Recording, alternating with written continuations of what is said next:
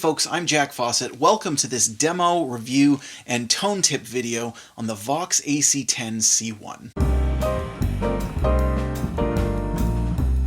So I just picked up this Vox AC10c1. It's a really cool little amp, and it kind of fits in line with this new type of amp that Vox is doing, which is a stripped down, modern take on a classic amp.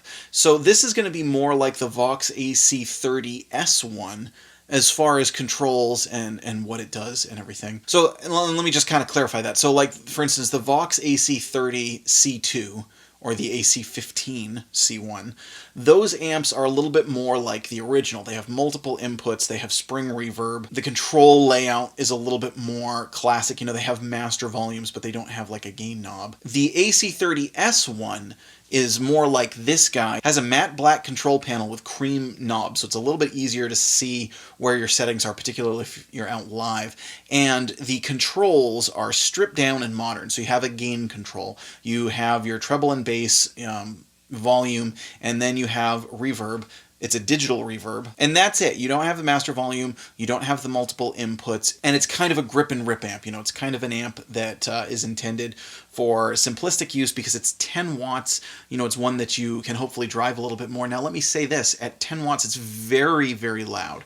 And part of the reason why it's loud, it's not just louder than you'd expect, it's also a perception thing. Part of it is because modern Vox amps are very, very glassy. They have this really, really edgy, bright top end that really projects, and that can be perceived as louder because it, you know, it just shoots out so much. So let's talk a little bit about this amp, how it sounds, where its tone kind of sits, what you can do with it, and how you get the best tone out of it. The first thing that I want to talk about on this amp is the EQ, and I want to talk about controlling the EQ on multiple fronts. So again, going back, the classic term to use with Vox is chimey. Now, I've always had a little bit of a problem with that, and part of it is because I think the term chimey, I've thought about this because I've done several Vox tone tips videos, and you know, everybody loves to say chimey, and I don't think it's wrong, but I think it might be missaid a little bit. Part of it, honestly, is I think the word chimey in relation to Vox comes from a lot of the users of Vox as opposed to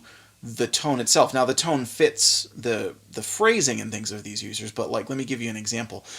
When I think about, you know, some of Brian May's playing, or when I think about The Edge playing with his sort of, you know, cascading echoes and things, when you think of early Beatles and some of their guitar phrasing, when you think of a lot of these things, oddly enough, I think it's the notes that they were playing and how the tone fit those notes that create that whole concept of chiminess. I don't think of Vox as necessarily chimey. And Vox can sound like a buzzsaw if you want it to sound like a buzzsaw. It can sound dark and woofy and fuzzy if you want it to sound, you know, more like a kind of a psychedelic or modern blues thing.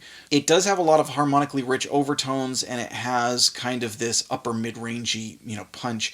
And I think that's suited for those notes that made it sound chimey. So that's my spiel about Voxes being chimey. The way that I would describe them, again, as I mentioned earlier, is I think modern Voxes sound very glassy. And I think glassy is a better way to describe where the tone is, where the tone sits, and it also kind of can give you a bit more of, okay, it's glassy, so I want to approach the tone this way. So the first thing I would say is beware of the treble knob.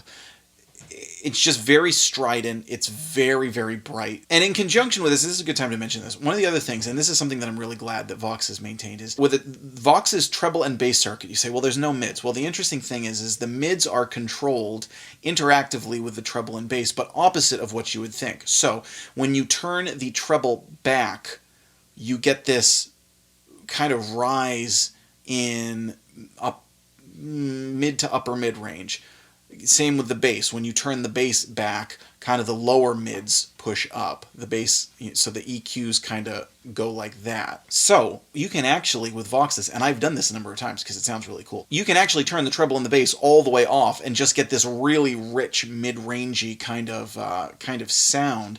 It doesn't have the far extremes of the treble or the bass, and it's just a cool sound that's very unique, and it's very Voxy to me. I actually think the more you turn back the treble and the bass on modern Voxes, I think the more they sound like vintage Voxes, because vintage Voxes had, you know, a lot, you know, they still had that brightness and everything, but they had a lot more warmth and more mid-range to them. So As you turn the treble back, you get a boost in the upper mid-range, which can make it really, really usable, because it's like, you know, on a lot of amps, when you turn the treble back, you're just losing top end and making it sound kind of lo-fi and dull. On this one, because of that upper mid-range boost, you still kind of keep that nicer fidelity of your top end. So that's a cool thing to do. The other thing is on this amp, you really want to work your guitar tone knobs. When I was shooting this video, I had the guitar tone knobs rolled off at least a little bit on each setting.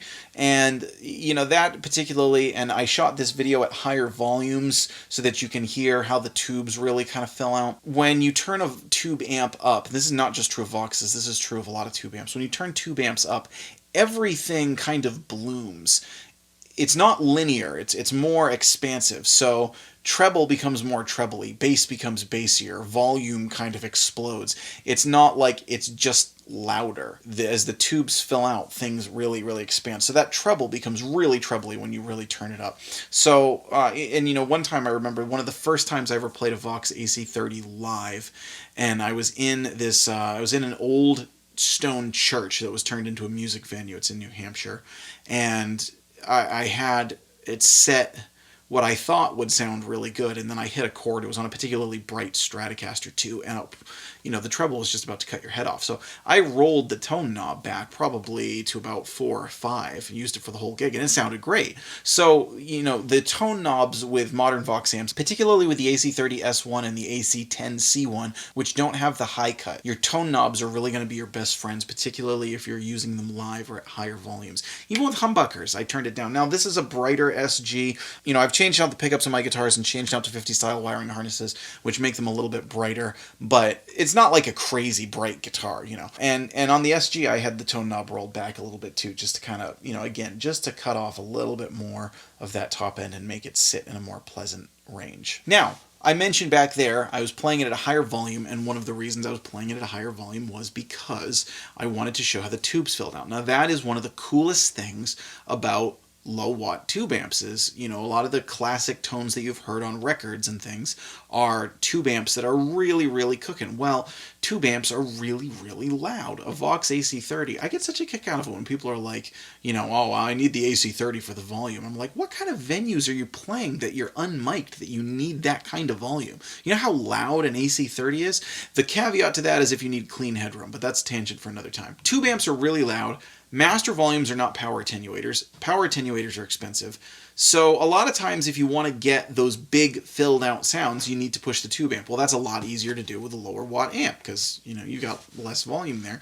And the cool thing about the AC10 that I found is it sounds like a bigger amp than it is. You know, it looks small. It has a 10-inch speaker, and that makes you think, you know, okay, this is not going to really be that loud. I feel like you kind of incidentally picture it as a smaller amp than it is psychologically, and it just sounds really massive. So it's really cool for recording in that sense. The reverb on this amp I'm not entirely crazy about. It's a little bit bright. It's got a decay that's slightly long for my taste, and it kind of hangs in there before decaying, and I found that it sort of gets some less pleasant overtones going on in it.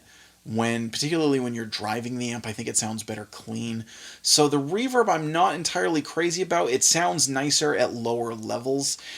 You know, and that almost goes without saying, though, for this type of amp. Like, I feel like probably not a lot of people get a Vox amp to play big reverb stuff. If you want a bigger reverb, it's fine to use a pedal with it. It does not have an effects loop though, so that's something to take into consideration. It does have an external speaker out, so you could plug it into a speaker cabinet if you want, which could work. One of the things that I wanted to do with this amp is to get an Alnico speaker for it, because I love Alnico speakers. However, after reading some forums and opening up the back, I did notice that the board comes down, the board and the tubes come down and are too close to the back of the speaker, because the Alnico speakers have these big bells that come off the back. So I don't think this is a candidate really for an Alnico speaker. It would not be a bad candidate for a speaker upgrade over the standard one, and in fact I think Vox has put out limited edition ones that come with a 10-inch greenback. You know, I prefer Alnico for a Vox sound. I don't think that'll suit this one. It is a 16 ohm speaker, which, you know, 10-inch 16 ohm, that kind of cuts your options a little bit.